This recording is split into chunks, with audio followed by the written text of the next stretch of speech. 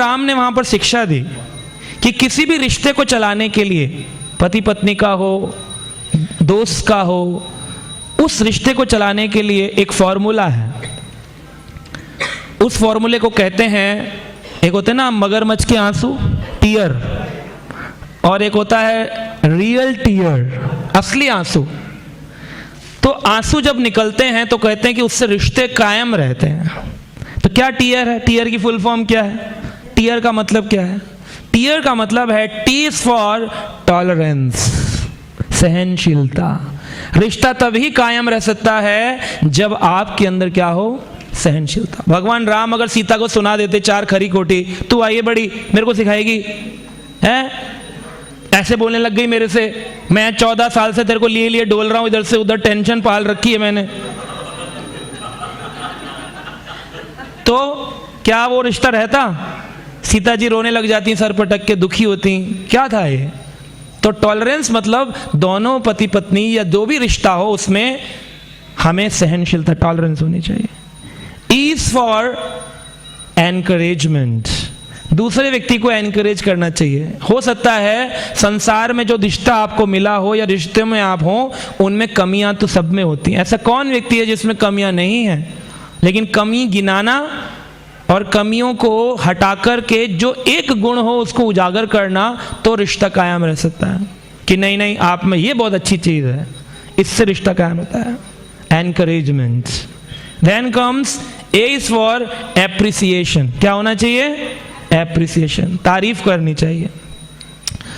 जब भी कोई स्त्री गंदा खाना भी बनाए तो ये नहीं बोलना चाहिए ये जली कोटी खिलाने के लिए तेरे शादी करी, या औरत कहे कि घुमाने के लिए तुम्हारे पास है नहीं, मोबाइल घुमाते रहो सारा दिन। ये एनकरेजमेंट, एप्रिसिएशन नहीं है।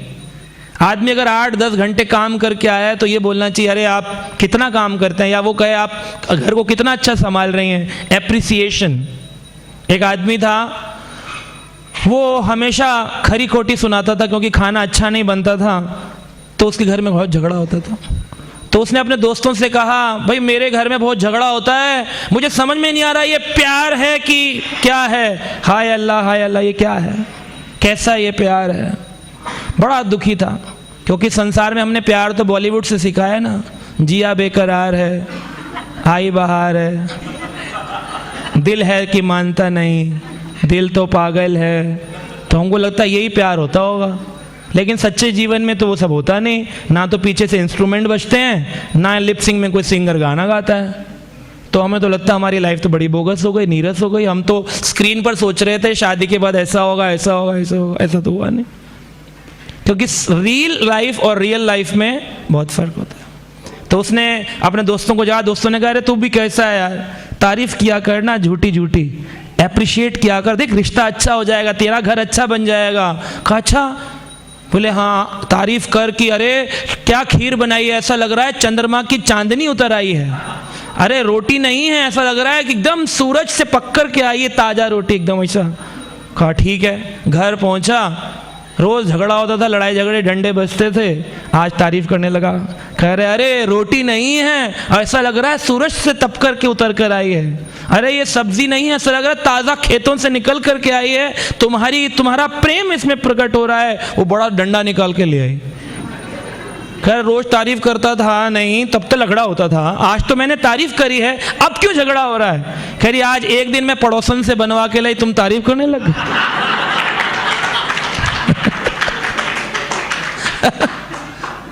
तो एक्चुअली हमें अप्रिशिएट करना भी नहीं आता, हम सही एप्रिसिएशन भी नहीं कर सकते। निंदक तो बहुत अच्छे हैं हम लोग, निंदा हमसे करवा लो भर भर के, लेकिन हमसे तारीफ नहीं होती है। तो जितना निंदा में टाइम लगाते हैं, अगर इतना एप्रिसिएशन में टाइम लगा दें, डिवोशनल रिलेशन हो, टीचर और गुरु और शिष्य का रिलेशन हो, पति पत्नी का हो, माँ बच्चों का हो, या किसी का भी हो, स्टूडेंट टीचर का, appreciation is a important integral part of relationships. और क्या है? आर रिस्पेक्ट, इज्जत देना, सामने वाले की भावनाओं को इज्जत देना, रिस्पेक्ट देना। लोग रिस्पेक्ट नहीं देते हैं, इज्जत नहीं देते हैं। एक आदमी आया अपने घर में, अपनी पत्नी से कहता है लाओ मेरे लिए खाना, भूख लग रही है। कह रही हर रोज मैं ही बनाऊंगी? कहता है हाँ, सरकार ने वादा किया है कि वो हर कैदी को खाना देगी। तुम सरकार हो और मैं कैदी हूं। तो इस तरह से इज्जत नहीं हुई है। रिस्पेक्ट करना चाहिए दूसरे के इमोशंस को, उनके बात सुन लेनी चाहिए, सुन करके उसको फिर रिस्पेक्ट देना चाहिए। इस तरह से कायम रहते हैं। पर ऐसा होता क्यों नहीं? क्योंकि हम 3 प्रकार के रसों में फंस गए हैं। 3 प्रकार के रस। पहला है पार्थिव रस, दूसरा है स्वर्गिक रस। पार्थिव रस होता है संसार के धरातल पर जो प्रेम है, जिसे प्रेम का नाम दिया है। मैं तुमसे बड़ा प्रेम करता हूं, है ना। एक पिक्चर में तो डायलॉग थे अलग अलग भाषा में, कई सारे ना भाषा में बोला गया था। हमें तुम्हाके प्रेम करूँ छू, और आई लव यू, मैं तुमसे प्यार करता हूँ। बहुत सारे भाषाओं में लोगों को बॉलीवुड शिक्षा देता है कि बोल सकते हो, लेकिन ये जितना भी बोला जाता है, जितना भी होता है, ये सब पार्थिव रस है। सेल्फ इंटरेस्ट छुपा होता है। लोग गुरुजी को भी छोड़ने को तैयार हो जाते हैं अगर मेरी इच्छा पूरी नहीं कर सकते तो, और गुरुजी की निंदा शुरू कर दे सकते हैं अगर मेरी इच्छा पूरी नहीं कर सकते तो पार्थिव रस के कारण संसार में रिश्ते भंग हो जाते हैं, चलते नहीं हैं। बोले बस आपका और मेरा रिश्ता यहीं तक था, आगे क्यों नहीं है? अटूट है ना प्रेम, तो ये टूट कैसे गया? क्योंकि ये पार्थिव रस था, सेल्फ इंटरेस्ट पर था, बॉडीली इंटरेस्ट पर था। मुझको क्या मिलेगा, मैं कैसे खुश रहूंगा, इन कारणों से इसको क्या कहते हैं? पार्थिव रस। इस पृथ्वी का रस, शरीर का रस, इस पार्थिव शरीर का रस, इस पंच भौतिक शरीर का रस। बोलते हैं तुम मुझे खुजली करो तो मैं तुम्हें खुजली करूंगा। You scratch my back, I scratch your back. तुम मुझे भी खुजली नहीं कर सकते तो मैं तेरी। आप करके देख लो किसी को, आप तारीफ करो, आप बहुत अच्छे, अरे नहीं जी आप बहुत अच्छे हो, नहीं हम में कहाँ कोई गुण है जी, हम में कहाँ गुण है जी, दोनों बहुत अच्छा बात कर रहे हैं। अचानक से आप बोलने लगो, वैसे एक बात है, आप में सच में गुण है नहीं, तो बोलेगा तुझे ज्यादा दिखता है, तेरे जैसे हजारों आए हजारों चले गए, वो कहाँ गया, वो प्रेम कहाँ गया? क्योंकि ये पार्थिव रस पर था। तू मेरी तारीफ कर तो मैं तेरी तारीफ करूंगा। दूसरा होता है स्वर्गिक रस। स्वर्गिक रस में होता है कि देखो बच्चों के कारण मैं इस घर में रह रही हूं, वरना मैं छोड़ करके चली जाती। तो सोशल इंटरेस्ट के कारण सामाजिक दायरों में रिश्तों को भारत में विशेष करके फोर्सफुली चलाया जाता है, और अन्य देशों में, अमेरिका वगैरह में लोग सेपरेट हो जाते हैं, डाइवोर्स हो जाते हैं। उसका कारण है क्योंकि वहां पर स्वर्गिक रस भी नहीं चाहिए, उनको सोशल इंटरेस्ट भी नहीं है। जब पार्थिव रस पर ही जीवन चल रहा है, एक आदमी 3 शादी कर लेगा तो क्या प्रॉब्लम? बोले then what, she is not fulfilling my desires, then breakup, खत्म। तो ये पार्थिव रस पर ही संसार है। स्वर्गिक रस पर भारत में चल रहा था पहले, अब वो भी खत्म होता जा रहा है कि समाज के दायरे में हमें रिश्ते लगा के रखने। कहीं लोग फिर बोलेंगे तुम्हारा डाइवोर्स हो गया। तो इसलिए स्वर्गिक रस के कारण लोग रिश्तों को सोशल इंटरेस्ट में, कल को किसी ने बोल दिया, कल को किसी ने फेसबुक पर डाल दिया, तो आदमी बंधा हुआ है, डर के चलता है।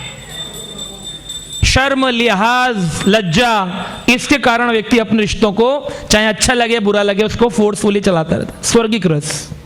लेकिन असली रिश्ता चलता है वैकुंठ रस के कारण। वैकुंठ रस, जिस रस में केंद्र में भगवान होते हैं और हर व्यक्ति भगवान की प्रसन्नता के लिए अपना जीवन जीता है। जब पति पत्नी में झगड़ा भी हो, वो इसलिए रहते नहीं है कि लोग क्या कहेंगे, वो इसलिए रहते हैं कृष्ण क्या कहेंगे, भगवान क्या सोचेंगे। कि हम 2 आत्माएं भगवान की सेवा के लिए उन्होंने जोड़ी थी और झगड़ रही हैं। ये सोच करके जो जीवन जीते हैं कृष्ण को सोच करके, वो हैं असलियत में कौन? वैकुंठ रस की प्राप्ति करते हैं, उनको बड़ा आनंद आता है। Krishna, Krishna, Krishna.